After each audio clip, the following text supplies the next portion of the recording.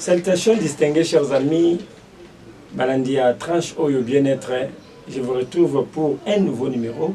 Moi, on m'appelle par la grâce, toujours par la grâce, Désiré Bombilé. Nous allons pour servir Bino, toujours dans le cadre de ma Kamotel Bongo Santé. Les autres, nous allons continuer, si j'ai le Kamotel Bongo régime végétarien. Nous allons expliquer en long et en large différents types de régimes autres végétariens.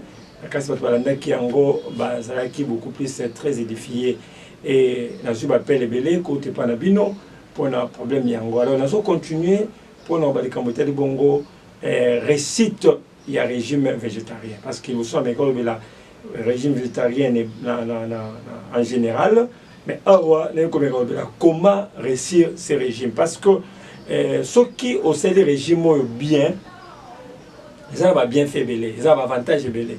Mais si c'est là où on a échoué et ça peut répercuter par rapport à la santé. Parce que on se retrouve dans la tableau de la carence. Or, la carence alimentaire n'a jamais été un bénéfice et n'a jamais été bénéfique pour la santé. Alors, ce qu'on dit, bien, il faut un équilibre. L'équilibre, c'est une variété plus modération.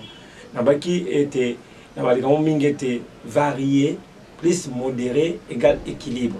C'est-à-dire que nous avons créé stabilité dans la santé et nous avons varié en gros, un varié par exemple, on a les païpaï, on a les avocats, on a les mangas, on a les ananas, vous comprenez? Ils ont créé moins diversité.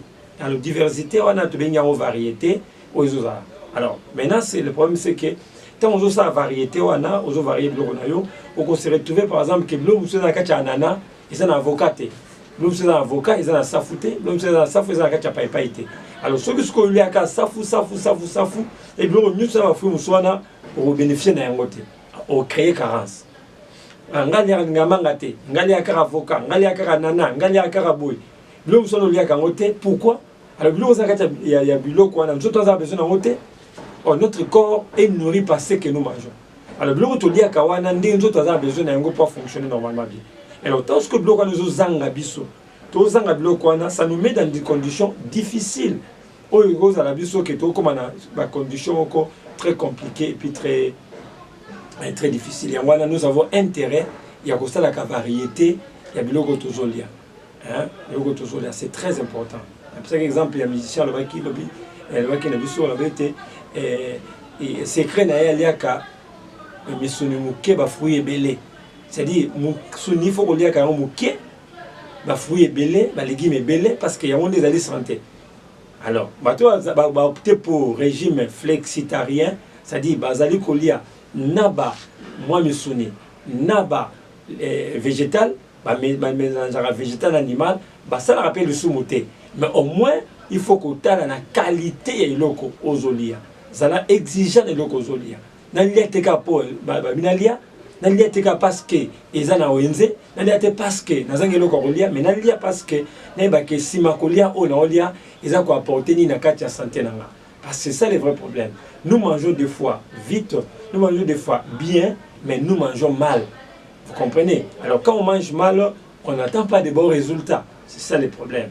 Alors le nom est quand vous dit bongo comment créer équilibre pour éviter la carence na biloko tozolia.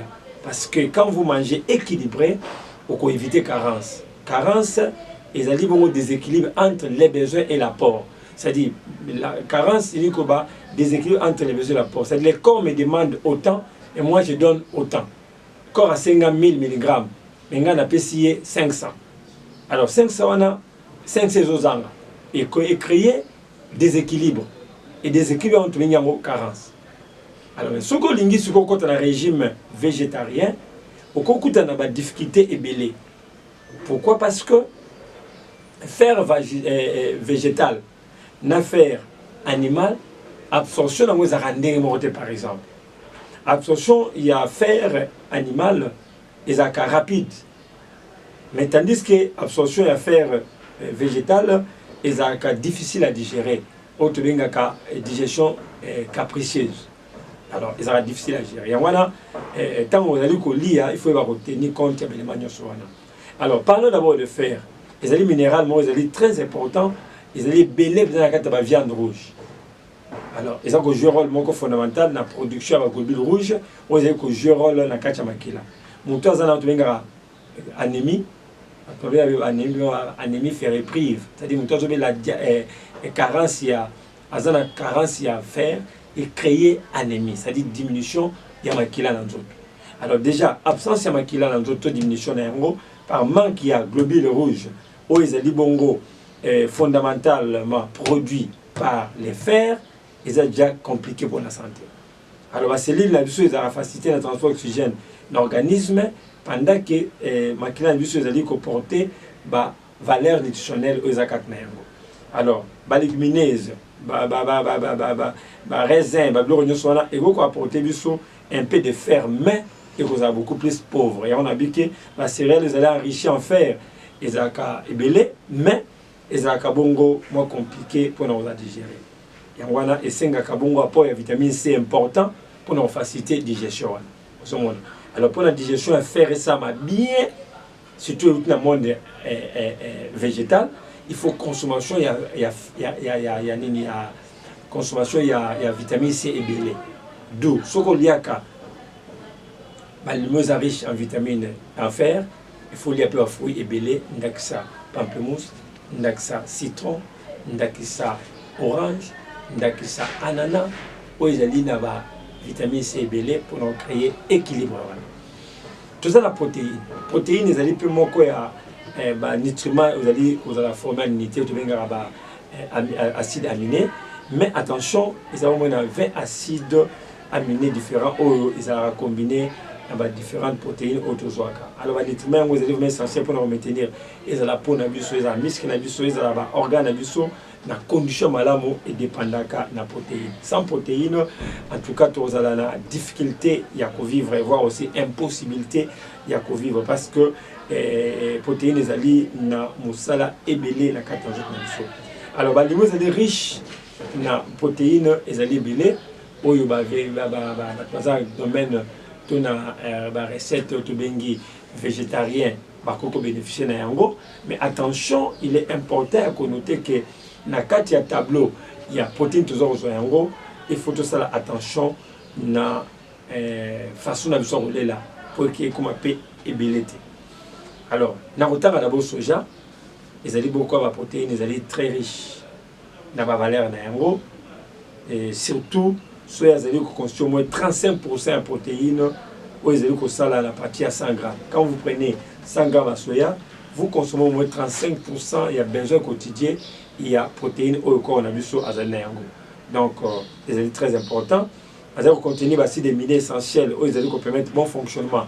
Il y a un système endocrinien, c'est-à-dire qu'il permet un fonctionnement, il y a des hormones et aussi des minéraux, donc le magnésium, ils ont 4 na soya. Ils allaient dans l'acide aminé et belé, où ils allaient consommer mais souvenons que l'acide folique, la vitamine B1 et BD, et cause peut beaucoup plus retrouver dans les légumes oyo, tous les légumineuses autour de la combo ya soya. Ils sont vraiment très recommandés pour les bateaux de la Kayango, ils sont vraiment malades. À part soya, tous les bateaux de avoine.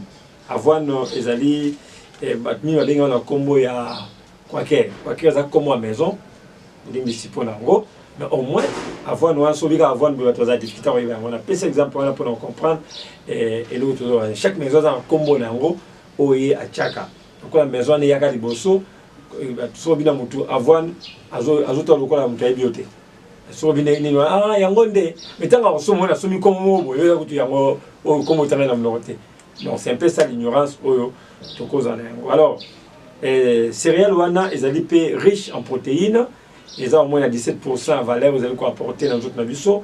Et puis 7% pour la quantité, il y a 10%. Et dans 100 grammes, 7%, il y a fibre. Ils sont riches en fibres, ils ont vitamine B2, B5 et puis vitamine E, P, Z, B, et comme vous sentez que vitamine B1, P, Z, B, dans 4 avoine. Ils ont contrôlé les maladies cardiovasculaires et puis pour empêcher l'évolution, il y a cholestérol dans la makila. Ils ont favorisé le transit intestinal.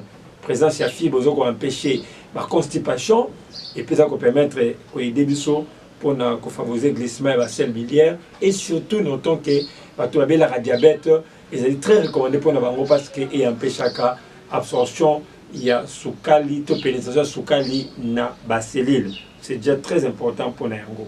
Tu vois, la graine de sésame, au Tubenga Namboka la biso wangila, ils allaient peu moko ba légumes, légumineuses, ils allaient riches, na ba protéines, ils allaient quoi apporter beaucoup d'acides aminés essentiels au corps na biso, azana ont besoin pour fonctionner. Graine de sésame, ils allaient contenir beaucoup de fibres, et qu'on peut améliorer le transit intestinal na biso pour lutter contre le mauvais cholestérol oyo ezakabo pe na makila. Et il faut noter que quand inclure yango na kati ya assiette na biso, apport ya protéines doit être au moins à 30% na contenu ya ba nutriments. Donc c'est déjà intéressant quand on consomme les lots consommés soya, le lot consommé avoine, le lot poko lait wangila, en tout cas ezali bien mis. Tout ça va légumineuses pe belé.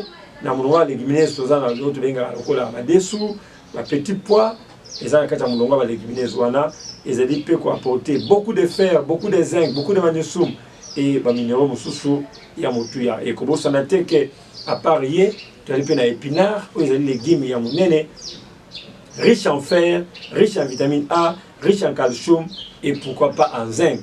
Donc épinards, ils allaient très recommandés dans le régime végétarien. Kozang saka épinard té. Alors, ce qu'on dit épinard, par exemple, namusuni. Donc, au bakisi va faire pébélé, c'est très important. Mais il y a une chose que nous devons noter, qui va être un régime végétarien, et c'est quand on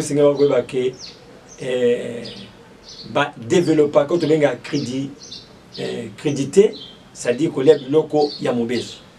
Et un avantage pébélé, bien que ça soit riche, que paye moins d'ambou. Mais au moins, régime végétarien crédivore, ils sont très importants.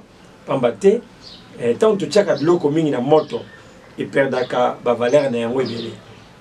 Ils perdent la valeur na yango ebele. Le na moto, par exemple, et toki, avec 40 degrés Celsius, enzyme et koufi, comme on a 60 degrés, vitamine et koufi, et puis il est retiré presque vite. C'est pourquoi il est recommandé, il y a consommer le comme besu. Donc on a tomate, on a ail, tomate, oignon, céleri, concombre, aux olives à mobesu, avec crédité, c'est vraiment bien pour la santé. Et ceux qui ont un steak, j'ai un ananas, ils allaient bien recommander pour nous créer toujours encore une fois de plus équilibre dans la santé na biso. Alors voilà un peu bandeko, on a encore le biso pour nous. Donc Ramukuse, quand on a un régime végétarien, ils ont mais créer équilibre pour que l'objet, au comme on a un problème, il y a carence et carence nyonso et makaka malade. Et c'est qui docteur Désiré Bombile, ou est qui toujours pour nous tenir nos compagnies. Merci Navoldi à Seraki caméra et merci Nayo pour ce qui a attention Nayo. On se retrouve prochainement pour le numéro à Sika où vous permettre de surtout coller ces sources beaucoup plus webinaire biso. Ba numéro ya mwana za sa télévision Nayo. Vous avez sur la YouTube Santé Plus Bombile TV. Kota kuna abonné au kuna ba news ya ba matéa oyo eza ebele et cause a d'une grande utilité pour la bino. Merci encore une fois de plus. On se retrouve très prochainement pour un autre nouveau numéro. Au revoir.